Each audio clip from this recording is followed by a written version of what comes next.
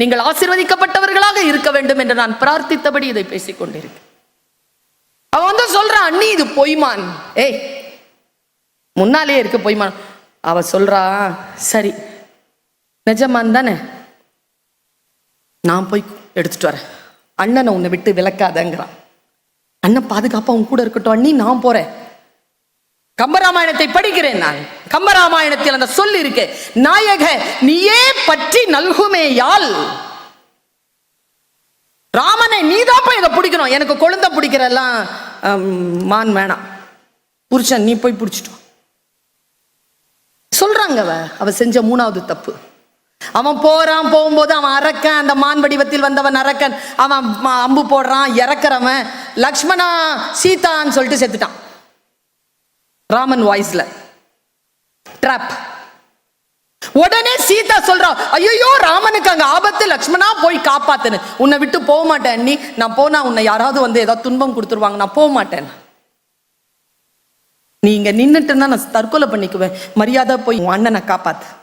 அவ செஞ்சனால 4 தப்பு பண்ணிட்டான். முதல்ல போகும்போது, இது அனந்த ராமாயணத்துல இருக்கு, போகும்போது லக்ஷ்மணன் என்ன பண்ணா, அண்ணி நான் வர வரைக்கும் நீ செத்துருவேங்கிறதுனால நான் போறேன். ஆனா அண்ணன் வந்து அங்க செத்துருக்கிறதுக்கு வாய்ப்பு இல்லை. அவன் ராஜாராமன், அவன் கோதண்ட ராமன். உன் ஜானகி ராமனா தான் உனக்கு தெரியும், அவன் எவ்வளவு பெரிய வீரன்னு எனக்கு தெரியும் அண்ணி. நீ செத்துருவேங்கிறதுனால நான் போறேன். ஆனா ஒன்னே ஒண்ணு உன்னை கெஞ்சி கேட்டுக்கிறேன், ஒரு கோடு போடுறேன், நீ இந்த கோட்டை மட்டும் தாண்டிடாத, நான் வந்துடுறேன்னு சொல்லிட்டு போறான். உங்க அம்மா அப்பா வந்து அவனுக்கு கோடு போட்டு போயிருக்காங்க, வீட்டை விட்டு அனுப்பும் போது கோடு போட்டு தான் அனுப்புறாங்க. டீச்சர்கள் உனக்கு கோடு போடுறாங்க, இந்த டீச்சர்களுக்கு இவர்கள் கோடு போடுறாங்க, இவர்களுக்கு இவர்கள் மேலானவர்கள் கோடு போடுறாங்க, எல்லாரும் தான் கோடு போடுறாங்க, எல்லார்கிட்டயும் தான் கோடு இருக்கு. சீதைக்கும் ஒரு கோடு விழுந்தது முன்னால, உள்ளேயே இரு தாண்டாதன்னு. ராவணன் வந்தான். எப்படி வந்தான்? எந்த விஷயத்துல வந்தான்?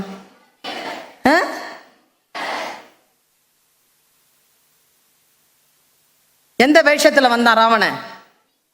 முனிவ. பொம்பளைங்க சீக்கிரமா ஏமாறுற வேஷம் அது. டக்குன்னு ஏமாந்துரும், அந்த உருவத்தை பத்தல ஏமாந்துரும். சாமி அந்த வேஷத்துல வந்தான். பிக்ஷான் தேகினா, வாரணம் பொருத மார்பு வரையினை எடுத்த தோல் நாரதற்கேற்ப நயம்பட உரைத்தனா, சங்கரன் கொடுத்த வாழ் மௌலி 10. அப்படி வரல, பிக்ஷாந்தி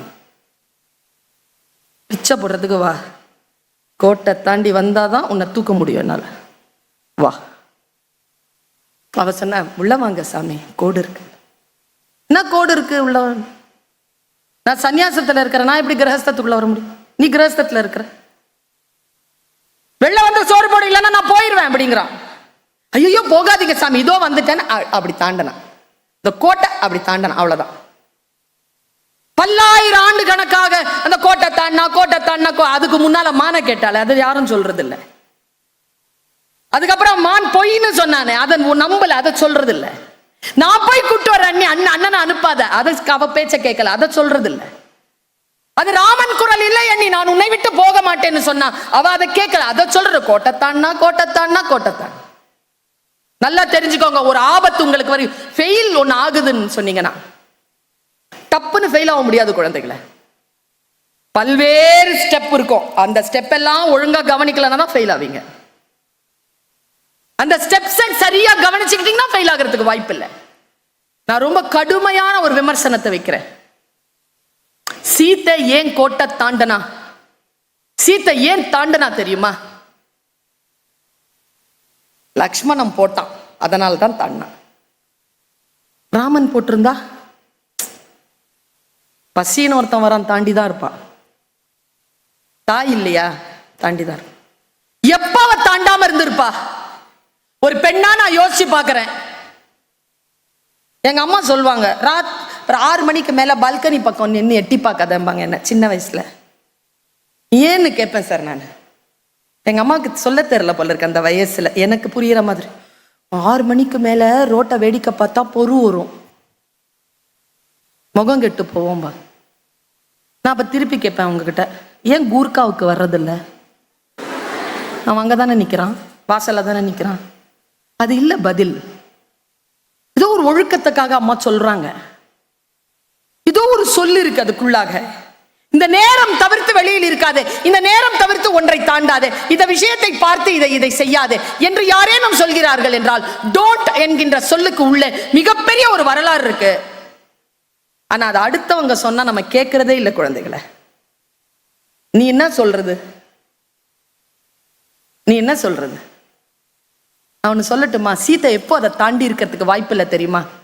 என் கணவனும் என் கொழுந்தனும் வரும் வரைக்கும் நான் இந்த குகையை விட்டு வெளியேற மாட்டேன் என்று அவள் தனக்குத்தானே கோடு போட்டு கொண்டிருந்தாள். அவள் அதை தாண்டி இருக்க வாய்ப்பே இல்லை. யாரோ ஒருவர் போட்டார்கள், அதனால் தாண்டினாள்.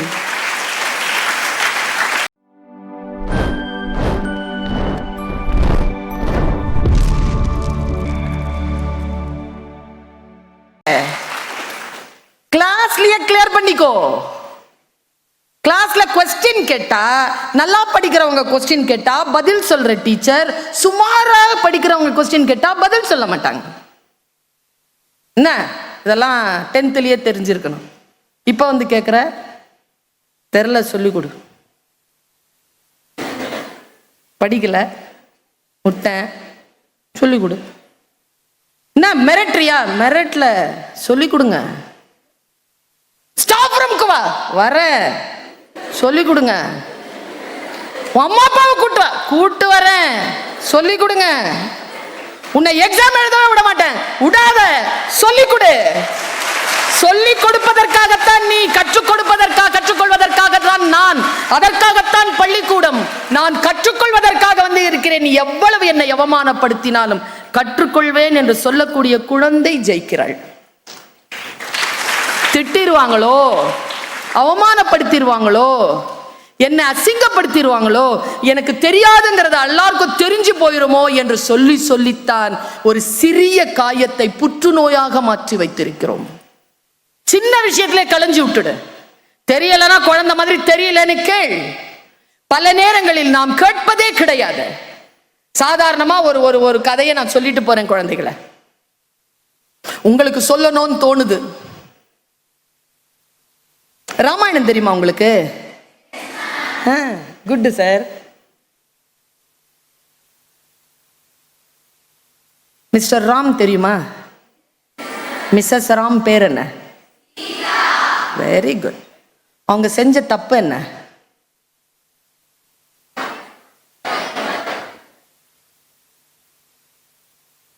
பெரிய ஒரு தப்பு செஞ்சு அவங்க சிக்கிக்கிட்டாங்களே.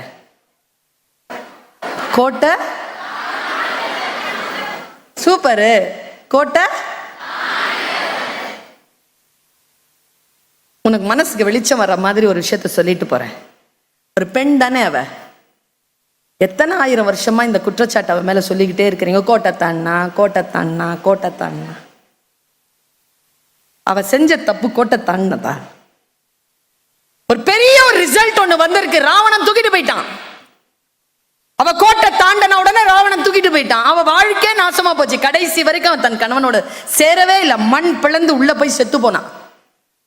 அவ செஞ்ச பெரிய தப்பு அது. என் குழந்தைகளை நான் ஒன்று சொல்லுகிறேன். 16-17 வயதில் இருக்கக்கூடிய குழந்தைகள், 15-14 வயதில் இருக்கக்கூடிய குழந்தைகள், இப்பொழுதே உங்களை காப்பாற்றிக் கொள்ளுங்க. ஒரு சிறிய தவறு, அதை நீங்கள் உணரவில்லை என்றால் அது உங்களுடைய வாழ்க்கையை அழித்து போடும் என்பதற்காகத்தான் அந்த தாயின் கதையை சொல்லுகிறேன். சிந்தித்து பார்த்து செய்கையை மாத்து. சிறுசா இருக்கையில் திருத்திக்கோ.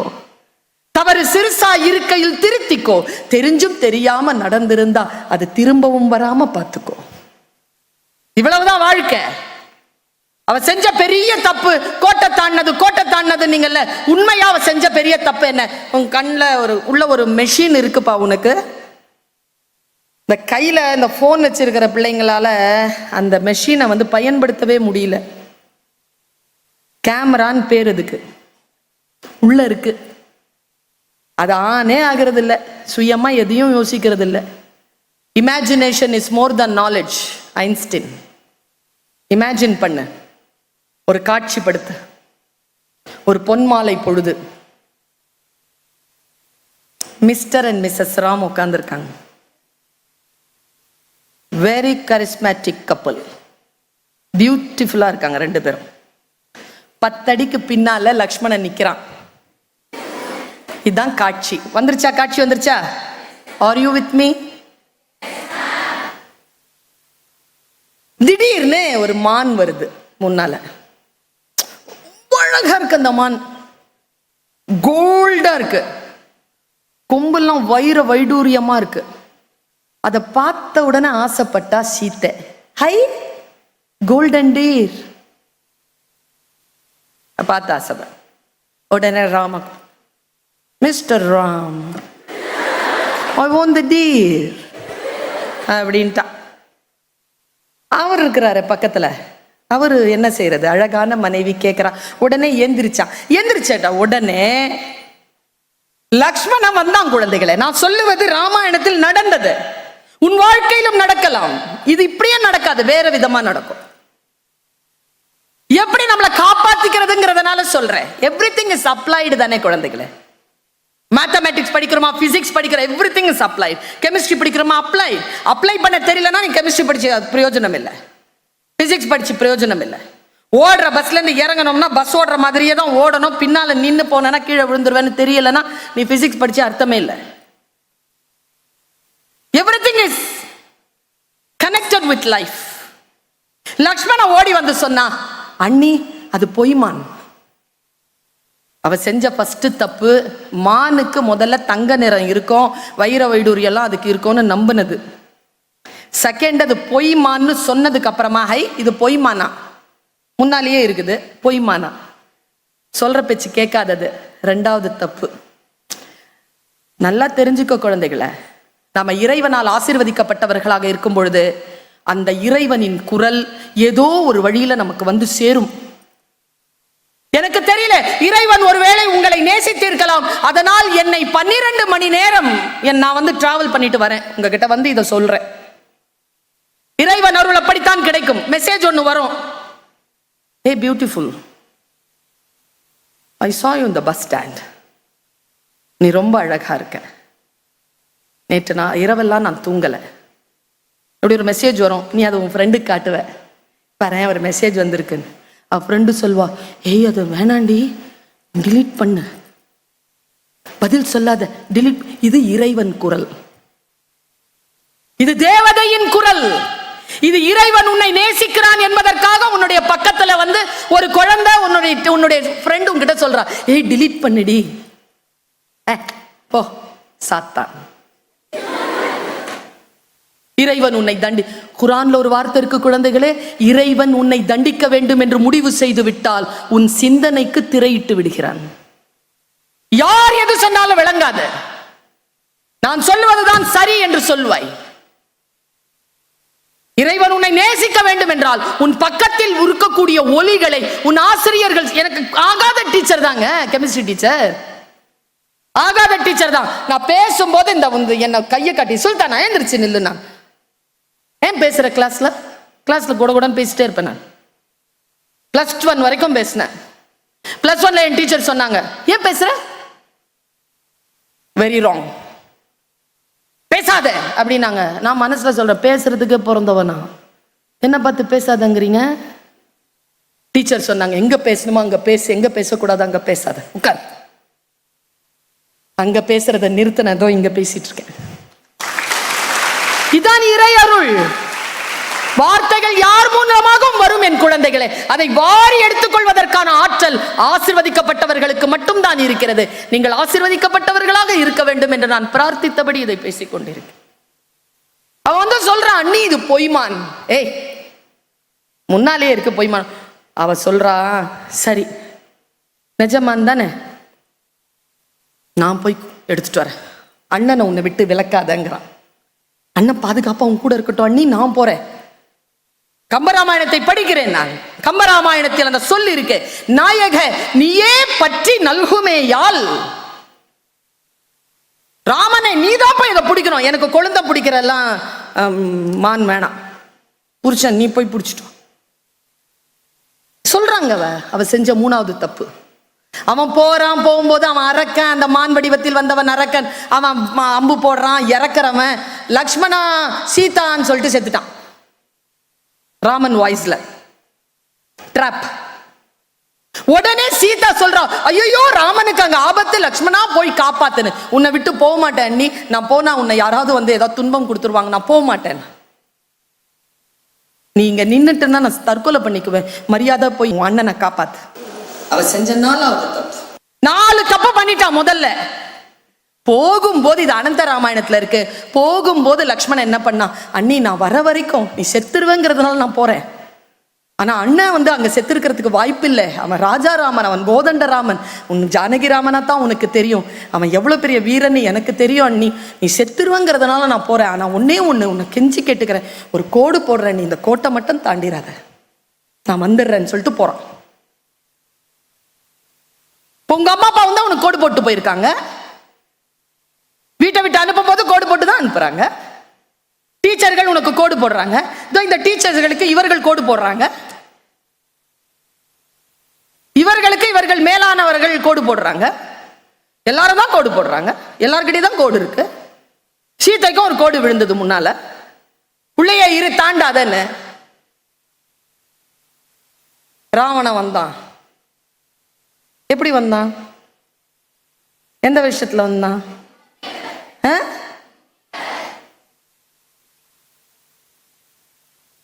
எந்த வேஷத்துல வந்தான் ராவணன், முனிவ. பொம்பளைங்க சீக்கிரமா ஏமாறுற வேஷம் அது, டக்குன்னு ஏமாந்துரும், அந்த உருவத்தை பத்தல ஏமாந்துரும் சாமி. அந்த வேஷத்துல வந்தான், பிக்ஷான் தேகினா, வாரணம் பொருத மார்பு வரையினை எடுத்த தோல் நாரதற்கேற்ப நயம்பட உரைத்தனா, சங்கரன் கொடுத்த வாழ் மௌலி 10. அப்படி வரல, பிக்ஷான் தேகி, பிச்சை போடுறதுக்கு வா, கோட்டை தாண்டி வந்தாதான் உன்னை தூக்க முடியும் என்னால, வா. அவ சொன்ன, உள்ள வாங்க சாமி, கோடு இருக்கு. என்ன கோடு இருக்கு உள்ள? நான் சன்னியாசத்துல இருக்கிறேன், நான் எப்படி கிரகஸ்தத்துக்குள்ள வர முடியும்? நீ கிரகஸ்தத்துல இருக்கிற, வெளில வந்து சோறு போட இல்லைன்னா நான் போயிடுவேன் அப்படிங்கிறான். ஐயோ போகாதீங்க சாமி, இதோ வந்துட்டேன்னு அப்படி தாண்டனா, இந்த கோட்டை அப்படி தாண்டனா, அவ்வளவுதான். பல்லாயிரம் ஆண்டு கணக்காக அந்த கோட்டை தாண்டா, அதுக்கு முன்னால மான கேட்டாலே அது யாரும் சொல்றது இல்லை. அதுக்கப்புறம் மான் பொய்ன்னு சொன்னானே, அதை நம்பல, அதை சொல்றது இல்லை. நான் போய் கூட்டு வர அண்ணனை அனுப்பாத, அதை அவ பேச்ச கேட்கல, அதை சொல்றது இல்லை. அது ராமன் குரல் இல்லை அண்ணி, நான் உன்னை விட்டு போக மாட்டேன்னு சொன்னா அவ அதை கேட்கல, அதை சொல்ற, கோட்டைத்தான். நல்லா தெரிஞ்சுக்கோங்க, ஒரு ஆபத்து உங்களுக்கு வரும், ஃபெயில் ஒன்னு ஆகுதுன்னு சொன்னீங்கன்னா டப்புன்னு ஃபெயில் ஆக முடியாது குழந்தைகளை. பல்வேறு ஸ்டெப் இருக்கும், அந்த ஸ்டெப் எல்லாம் ஒழுங்கா கவனிக்கலன்னா தான் ஃபெயில் ஆவீங்க. அந்த ஸ்டெப்ஸ் சரியா கவனிச்சுக்கிட்டீங்கன்னா ஃபெயில் ஆகிறதுக்கு வாய்ப்பு இல்லை. நான் ரொம்ப கடுமையான ஒரு விமர்சனத்தை வைக்கிறேன். சீத்தை ஏன் கோட்டை தாண்டனா, சீத்தை ஏன் தாண்டனா தெரியுமா? லக்ஷ்மணன் போட்டான், அதனால தான் தாண்டினான். ராமன் போட்டிருந்தா பசின்னு ஒருத்தன் வரான், தாண்டிதான் இருப்பான். தாய் இல்லையா, தாண்டிதான் இருப்பான். எப்ப அவ தாண்டாம இருந்திருப்பா? ஒரு பெண்ணா நான் யோசிச்சு பாக்குறேன். எங்க அம்மா சொல்லுவாங்க, ஒரு 6 மணிக்கு மேல பால்கனி பக்கம் நின்று எட்டி பார்க்காதம்பாங்க என்ன, சின்ன வயசுல. ஏன்னு கேட்பேன் சார் நான். எங்க அம்மாவுக்கு சொல்ல தெரியல போல இருக்கு அந்த வயசுல, எனக்கு புரியுற மாதிரி. 6 மணிக்கு மேல ரோட்டை வேடிக்கை பார்த்தா பொறு வரும், முகம் கெட்டு போவோம்பா. நான் அப்ப திருப்பி கேட்பேன் உங்ககிட்ட, ஏன் கூர்காவுக்கு வர்றதில்ல? அவன் அங்கதானே நிக்கிறான், வாசல்ல தானே நிக்கிறான். அது இல்ல பதில். ஏதோ ஒரு ஒழுக்கத்துக்காக அம்மா சொல்றாங்க, ஏதோ ஒரு சொல்லு இருக்கு அதுக்குள்ளாக. இந்த நேரம் தவிர்த்து வெளியில் இருக்காது, இந்த நேரம் தவிர்த்து ஒன்றை தாண்டாது, இந்த விஷயத்தை பார்த்து இதை செய்யாது என்று யாரேனும் சொல்கிறார்கள் என்றால், டோன்ட் என்கின்ற சொல்லுக்கு உள்ள மிகப்பெரிய ஒரு வரலாறு இருக்கு. ஆனா அது அடுத்தவங்க சொன்னா நம்ம கேட்கறதே இல்லை குழந்தைகளை. நீ என்ன சொல்றது, நீ என்ன சொல்றது? அவனு சொல்லட்டுமா? சீதை எப்போ அதை தாண்டி இருக்கிறதுக்கு வாய்ப்பு இல்லை தெரியுமா? என் கணவனும் என் கொழுந்தனும் வரும் வரைக்கும் நான் இந்த குகையை விட்டு வெளியேற மாட்டேன் என்று அவள் தனக்குத்தானே கோடு போட்டு கொண்டிருந்தால் அவள் அதை தாண்டி இருக்க வாய்ப்பே இல்லை. யாரோ ஒருவர் போட்டார்கள், அதனால் தாண்டினாள். குழந்தைகளே, உங்கள் வாழ்க்கைக்கான கோட்டை நீங்கள் போட்டுக் கொள்ளுங்கள். குர்ஆன்ல ஒரு வார்த்தை இருக்கு, நான் உங்களுக்கு அதை கடத்திட்டு போறேன். என்ட்ரி எப்படி வேணாலும் இருக்கலாம் குழந்தைகளை, எப்படி வேணாலும் இருக்கலாம் என்ட்ரி. குர்ஆன் சொல்லுகிறது இறை அருளால் எக்ஸிட் ரொம்ப சிறப்பா இருக்கணும். இந்த ஸ்கூலுக்குள்ள எப்படியோ நீங்க வந்துட்டீங்க, ஆனால் முழுமையான மரியாதையோட இந்த இன்ஸ்டிடியூஷனை விட்டு வெளியில போங்க. முழுமையான மரியாதையோட வெளியில போங்க. அட்டைன் பண்ணிட்டு வெளியில போங்க. பெரிய விஷயத்தை அட்டைன் பண்ணிட்டு வெளியில போங்க. எக்ஸிட் அது ரொம்ப முக்கியம். எந்த வேலையை ஆரம்பிக்கும் பொழுதும் அதனுடைய கான்சிக்வென்சஸ், அதனுடைய ரிசல்ட், அதை நினைச்சுக்கிட்டு நீ அப்படி போ. உனக்கு சொல்லணும்னு தோணுது, அதனால் நான் சொல்கிறேன். ஒரு 5 minutes. உன்னை கன்வின்ஸ் பண்றது இல்லை என்னுடைய நோக்கம். என்னுடைய வளர்ச்சியை பார்த்து கொண்டிருக்கின்றவர்களுக்கு தெரியும். இன்னொரு 5 வருஷத்துக்கு அப்புறமா நான் என்னுடைய பென்சில்ல தான் குழந்தைகளை என் லைஃப் ஆரம்பிச்சேன். ஐ வாஸ் அ பிடி டீச்சர். ஸ்போர்ட்ஸ்லாம் நிறைய, ஐ எம் an athletic. நல்லா ஓடுவேன் நான். டெல்லியில நடந்த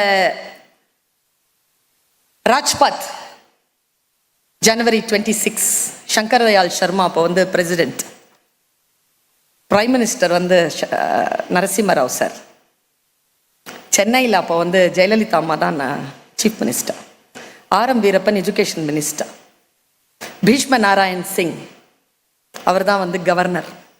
அந்த டைமில் I was selected as a contingent leader for Indian battalion as a student. ராஜ்பாத்ல நடந்த ரைட் மார்க்கரா நடந்த பெஸ்ட் மார்ச், அந்த அவார்ட் நான் வாங்கினேன். ஸோ நான் வந்து ஐம் ஸ்போர்ட்ஸ்னால் ரொம்ப பிடிக்கும் எனக்கு. ஸ்போர்ட்ஸ் அண்ட் புக்ஸ், லைப்ரரிலையும் இருப்பேன், கிரவுண்ட்லையும் இருப்பேன். அந்த மாதிரி 2 இருக்கிற ஆட்கள் இல்லை. இங்கே இருக்கிறவங்க அங்கே இருக்க மாட்டேன், அங்கே இருக்கிறவங்க இங்கே இருக்க மாட்டேன். நான் 2த்துலையும் இருப்பேன். அந்த ஒரு வேகத்தில் நான் இதை சொல்கிறேன். I have started my life with pencil. Sports டீச்சராக தான் போனேன், ஒரு பிடி டீச்சராக எல்கேஜி யூகேஜிக்கு. அப்புறம் எம்ஏ யூஜிசிலாம் கிளியர் பண்ணிவிட்டு ரிசர்ச் போட்டுட்டு ஜேஆர்எஃப் வாங்கிட்டு ரிசர்ச் போட்டு அந்த பக்கத்துலேருந்து மேலே போகும்பொழுது லெக்சரராக வரேன். அப்படி லெக்சரராக வரும்போது இங்க் பென்னாக மாறுது. இங்க் பெனில் வந்து பிஎட் எல்லாம் பண்ணியிருக்கேன் சார் நான், ஃபார் யுவர் கைண்ட் இன்ஃபர்மேஷன். ரெகுலரில் கையில் வந்து பென் வருது, ரெட் பென் வருது. பென்சில்லேருந்து பென், பென்லேருந்து ரெட் பென். இப்போ வந்து ஒரு பல்கலைக்கழகத்துக்கு கீழே நான் வந்து அசோசியேட் ப்ரொஃபஸராக இருக்கேன். என் கையில் கிரீன் பென் இருக்கு. எனக்கு கீழே 4 பேர் பிஹெச்டி பண்ணுறாங்க. I am assistant HOD of my department. இன்னைக்கு நான் இந்த 25 வருஷத்தில் இந்த ப்ராக்ரஸை நான் காட்டியிருக்கேன். இப்போ இந்த கிரீன் பென் இருக்கு இல்லையா, அதில் இருக்கிற இங்க் இருக்கு இல்லையா, அதனுடைய அதிகாரம் இன்னும் ஒரு 5 வருஷத்தில் கூடும். நான் அப்படித்தான் களமாடி கொண்டிருக்கிறேன். நான் உனக்கு ஒரு சவால் வைக்கிறேன். நான் 5 வருஷம் உனக்கு டைம் கொடுத்துருக்கிறேன். சரி வா, 7 வருஷம் எடுத்துக்கோ. 7 இயர்ஸில் 10 வருஷம் எடுத்துக்கோ. ஏன், எனக்கு ரிட்டையர் ஆகிறதுக்கு இன்னும் டைம் இருக்கு. வா, எங்கோ ஒரு ஃபைல் இருக்கு, எங்கேயோ ஒரு கிரீன் பென் இருக்கு, 2 ஆளை தேடிட்டு இருக்கு. ஒருத்தன் ஃபைல் எடுத்துக்கிட்டு கேபின்குள்ள நுழைஞ்சு இந்த பென் ஒருத்தங்கிட்ட வரணும். அந்த பென்னார் எடுத்து இந்த ஃபைலில் கையெழுத்து போடணும். 10 வருஷத்தில் ஒன்று ஃபைல் என்கிட்ட இருக்கும், இல்லைன்னா பென் என்கிட்ட இருக்கும். நான் உனக்கு அந்த சவாலை விட்டு கொடுக்குறேன். உன் கையில் ஃபைல் இருக்க போதா, என் கையில் பென் இருக்க போதா? நீ கேபின் தட்டிட்டு உள்ளே வந்து மேம் அப்படின்னு என்கிட்ட கையெழுத்து வாங்க போறியா, இல்லை நான் வந்து கேபினை தட்டி உள்ளே வரும்பொழுது நீ அந்த க்ரீன் பென் வச்சுக்கிட்டு உட்காந்துருந்து மேம் அப்படின்னு நான் உங்ககிட்ட கையெழுத்து வாங்க போறேன்னா? நான் டீச்சர் இல்லையா, நான் ஆசீர்வதிக்கிறேன். நான் ஃபைல் எடுத்துட்டு உன் கேபின்குள்ளே வரேன், அந்த க்ரீன் பென் வச்சுக்கிட்டு நீ கையெழுத்து போடு. நீ போடு. வரணுமே. ரொம்ப கடுமையான பயணம். கிரீன் பென் கையில எடுக்கிறதுக்கான பயணம் கடுமையான பயணம். ஒரு முறை அப்படித்தான், நான் தமிழ் பேச்சு எங்கள் மூச்சுல வந்து நடுவரா இருக்கிறேன். ஒரு பையன் அப்படி கிராஸ் பண்ணிட்டு போறான். போன 10 வருஷத்துக்கு முன்னால 2008ல் அவன் ஜெயிக்கல. ஆனா அவன் பேசினதை நான் பார்க்கிறேன். நான் நடுவரா சுட்டிகளுக்கு உட்கார்ந்துருக்கேன். இந்த பையனுடைய அந்த ஸ்டைல் பிடிச்சிருந்தது எனக்கு. ஆனா அவன் செலக்ட் ஆகல, போயிட்டான். போன வருஷம் ராஜபாளையம் கம்பன் கழகத்துக்கு போகும்போது ஒரு டவாலி முன்னால வராரு. ஒருத்தர் கலெக்டர் வந்து உட்கார்றாரு. ஜெயசீலன்னு பேர், விருதுநகர் கலெக்டர். அவர் வந்து ஸ்டேஜ்ல நின்று சொல்றாரு, தமிழ் பேச்சு எங்கள் மூச்சிலெல்லாம் இவங்களை நான் நடுவராக பார்த்துருக்கேன். இவங்க வந்து கம்பன் கழகத்துலலாம் நிறைய பேசுவாங்க. அவங்க வந்த உடனே கை கால்லாம் நடுங்கி போச்சு. அவங்க தானான்னு நின்று பார்க்குறேன். நான் சிறுவனாக பார்த்து போட்டியில் வெற்றி பெறாமல் வெளியேறிய ஒரு சிறுவன் இன்னைக்கு கலெக்டராக வந்து அங்கே உட்கார்ந்துருக்கான். உட்கார முடியுங்க. ஜேர்னி, வாழ்க்கை உங்களுக்கு ஜேர்னி கொடுக்குது. எத்தனை பேர் அதை செலக்ட் பண்றீங்க? இந்த மூங்கில் காட்டில் எந்த மூங்கில் புல்லாங்குழல்? யாரோ ஒருத்தர் புல்லாங்குழலாக இருப்பீங்கல்ல, யார் அது? அதனால் நான் இந்த கருத்தை சொல்லிவிட்டு போறேன். உங்களுக்கு உள்ள ஒரு இக்னைட், ஒரு விஷயத்தை வந்து இக்னைட் பண்ணிட்டு போறேன். ஒவ்வொருத்தருக்குள்ளேயும் அந்த நெருப்பு இருக்கு. இக்னைட் பண்றதுக்கு தான் ஒருத்தர் இல்லை. அதை ட்ரிகர் பண்ணி விட்டோம்னா அது கொழுந்து விட்டு எரியும். இந்த தாய் சொல்லுகின்ற ஒரு வார்த்தையை நீ எழுதி வைத்துக்கொள். இந்த விநாயகர் உனக்கு ஒரு விஷயத்தை சொல்றார். யானை நம்ம கிட்ட பிச்சை கேட்குங்க, கையை நீட்டி நீட்டி பிச்சை கேட்கும். ஆனா இதுவும் யானை தான், இதுகிட்ட நாம பிச்சை கேட்போம். அப்படித்தானே? நாம கேட்கிறோம்ல, அது நமக்கு கொடுக்குது இல்ல. வெளியில இருக்கிற யானை நம்ம கிட்ட பிச்சை வாங்குது. ஒரே காரணம் தான், யானைன்னா மதம் பிடிக்கும். மதம் பிடிச்சா அது உலகத்தை அழிச்சிரும். அந்த மதத்தை அடக்கிறதுக்குன்னு ஒரு ஆயுதம் இருக்கு, அதுக்கு பேர் அங்குசம். பிச்சை எடுக்கிற யானை தன் பலவீனத்தை அடக்கக்கூடிய ஆயுதத்தை பாகன் கையில் கொடுத்திருக்கிறது. இந்த யானை தன் கையிலேயே வைத்திருக்கிறது. எந்த ஒரு மனிதனும் தன் பலவீனத்தை அடக்கக்கூடிய ஆயுதத்தை அடுத்தவர்கள் கையில் கொடுத்திருப்பானோ அவன் பிச்சை எடுப்பான். எவன் ஒருவன் தன் கையிலேயே வைத்திருப்பானோ அவன் அடுத்தவர்களுக்கு பிச்சை போடுகின்ற அளவிற்கு கடவுளாக உயர்வான் என்று விநாயக தத்துவம் நமக்கு சொல்லி நிற்கிறது. உங்கள் பலவீனத்தை நீங்கள் அடக்கிக் கொள்ளுங்கள். யாரும் எனக்கு சொல்ல தேவை கிடையாது. என்னுடைய பர்ஸை திறந்து பார்த்தீங்கன்னா இருக்கு அதுல பணம். என்னுடைய போன் வந்து 256 GB. என்னுடைய பேங்க்ல பேலன்ஸ் இருக்கு. I have my own territory. ஆனால் நான் பல விஷயங்களுக்கு நோ சொல்கிறேன், இன்றளவும் சொல்லிக் கொண்டிருக்கிறேன். வாய்ப்புகள் உன்னை எப்படி தேடி வரும் என்றால், பலவீனங்களுக்கு நீ பலியாகாமல் பலங்களை பெருக்கிக் கொண்டே போனால் மட்டும்தான் வெற்றி. பலவீனங்களுக்கு பலியாகின்ற பொழுது இந்த வாழ்க்கை உன்னை தோற்கடிக்கிறது. பலங்களை கூட்டிக் கொண்டே பலவீனங்களை வெட்டிக்கொண்டே போகின்ற பொழுது வாழ்க்கை உனக்கு வெற்றியை தருகிறது. செப்பம் உடையவன் ஆக்கன் சிதை வென்றி எச்சத்திற் கேமா புடைத்து முயூவ விளக்க உரை. நடுவுநிலைமை உடையவனின் செல்வவளம் அழிவில்லாமல் அவனுடைய வழியில் உள்ளார்க்கும் உறுதியான நன்மை தருவதாகும். அட்வர்டைஸ்மெண்ட் சாலமன் பாப்பையா உரை. நீதியே உடையவனின் செல்வம் அழியாமல் அவன் வழியினருக்கு பாதுகாப்பாக இருக்கும் கலைஞர் உரை. நடுவுநிலையாளனின் செல்வத்திற்கு அழிவில்லை, அது வழி தலைமுறையினருக்கும் பயன் அளிப்பதாகும். செப்பம் உடையவன் ஆக்கன் சிதை வென்றி எச்சத்திற் கேமா புடைத்து முயூவ விளக்க உரை. நடுவுநிலைமை உடையவனின் செல்வவளம் அழிவில்லாமல் அவனுடைய வழியில் உள்ளார்க்கும் உறுதியான நன்மை தருவதாகும். அட்வர்டைஸ்மெண்ட் சாலமன் பாப்பையா உரை. நீதியே உடையவனின் செல்வம் அழியாமல் அவன் வழியினருக்கு பாதுகாப்பாக இருக்கும் கலைஞர் உரை. நடுவுநிலையாளனின் செல்வத்திற்கு அழிவில்லை, அது வழி தலைமுறையினருக்கும் பயன் அளிப்பதாகும். செப்பம் உடையவன் ஆக்கன் சிதை வென்றி எச்சத்திற் கேமா புடைத்து முயூவ விளக்க உரை. நடுவுநிலைமை உடையவனின் செல்வவளம் அழிவில்லாமல் அவனுடைய வழியில் உள்ளார்க்கும் உறுதியான நன்மை தருவதாகும். அட்வர்டைஸ்மெண்ட் சாலமன் பாப்பையா உரை. நீதியே உடையவனின் செல்வம் அழியாமல் அவன் வழியினருக்கு பாதுகாப்பாக இருக்கும் கலைஞர் உரை. நடுவுநிலையாளனின் செல்வத்திற்கு அழிவில்லை, அது வழி தலைமுறையினருக்கும் பயன் அளிப்பதாகும். செப்பம் உடையவன் ஆக்கன் சிதை வென்றி எச்சத்திற் கேமா புடைத்து முயூவ விளக்க உரை. நடுவுநிலைமை உடையவனின் செல்வவளம் அழிவில்லாமல் அவனுடைய வழியில் உள்ளார்க்கும் உறுதியான நன்மை தருவதாகும். அட்வர்டைஸ்மெண்ட் சாலமன் பாப்பையா உரை. நீதியே உடையவனின் செல்வம் அழியாமல் அவன் வழியினருக்கு பாதுகாப்பாக இருக்கும் கலைஞர் உரை. நடுவுநிலையாளனின் செல்வத்திற்கு அழிவில்லை, அது வழி தலைமுறையினருக்கும் பயன் அளிப்பதாகும்.